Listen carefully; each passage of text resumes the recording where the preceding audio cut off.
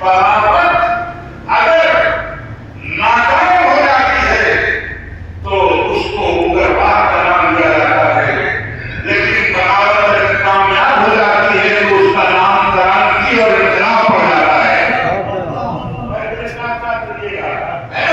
तो इसलिए इंसानी जिंदगी में ये कौन निकला कि उसका हक इनकार छीन लिया गया, मगर जब इनकार कराने का शौर पैदा हुआ तो इंसान ने उसे उजाले और अंधेरे की कमी हुई, उसे मालूम हुआ कि तारीकी क्या है और रोशनी क्या है, उसे खबर हुई कि दिन क्या है और रात क्या है। ये उसको जब शौर बढ़ा तब उसने जान लिया। इसीलिए हमारे यहाँ इनकार का नाम हकपरस्ती नहीं है, सिर्फ इकरार का नाम हकपरस्ती नहीं है, बल्कि इकरार और इनकार दोनों का नाम हकपरस्ती है। यानी हक का इकरार करो, बातिल का इनकार करो, इसका नाम हकपरस्ती हुआ है, इसका नाम हकपरस्ती हुआ है। इसीलिए शैतान से लेकर नमरूद, हामान और शद्दाद, अबू लहब, अबू जहल,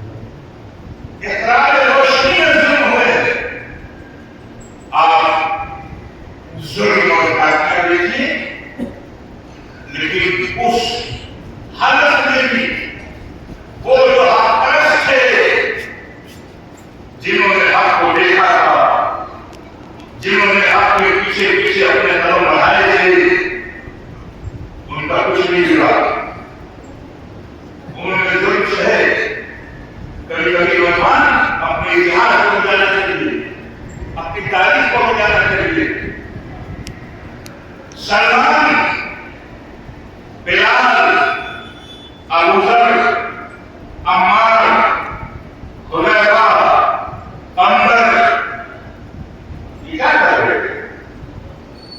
ये बुझारों के इकरार करने वाले थे, अंधेरों में इकरार करने वाले थे।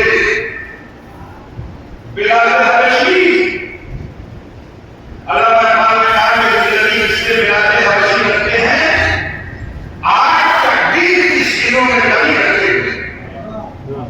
कौन है बिलाल?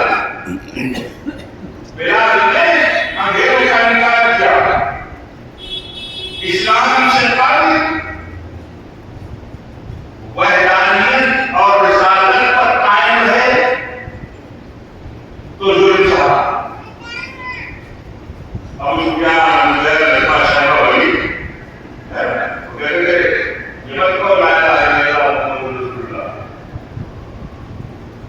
और जब सैयदुल मुअज़्ज़िनीन बन गए और लोगों ने कब्जा कर लिया तो विलायत इमामत की मोहब्बत में जुल्म सहा। बिलाल को करिश्मा करिए, बिलाल को बात कीजिए। सैयदुल मुअज़्ज़िनीन और है कौन? हबशा रहने वाला, काला स्याह, मगर नबी ने इमामत मस्जिद के बाद जो सबसे बड़ा मनसब है मुअज्जिन का, उसे किसे दिया? बिलाल को दिया, बिलाल हबशी को दिया। ये क्या है? ये तो अरब है, साहिब ज़बान है, अपने आप को अरब समझते हैं। और गुलाबे का मतलब ना, ये तो बताना है इस्लाम ना काला, ना गोरा, ना ऊंचा, ना नीच, ना लाल, ना पाक, तेरी सरकार में आए तो सभी एक हुए। ये बिलाल को मनसबे मुअज्जिन दे करके नबी ने मसावात का परचम बरत दिया था। मसावात का परचम, दुनिया मसावात की बात करती है, दुनिया बराबरी की बात करती है। अरे मसावात को इस्लाम पैगाम दे रहा है और सिर्फ पैगाम नहीं, सिर्फ ये नहीं कहा कोई इसको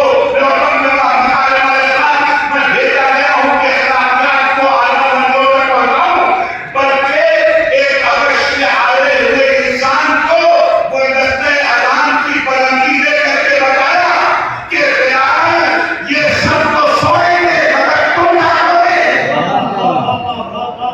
ये सब मस्ती में होंगे तुम बुलंदी में रहोगे, ये सब चुप रहेंगे तुम बोलोगे।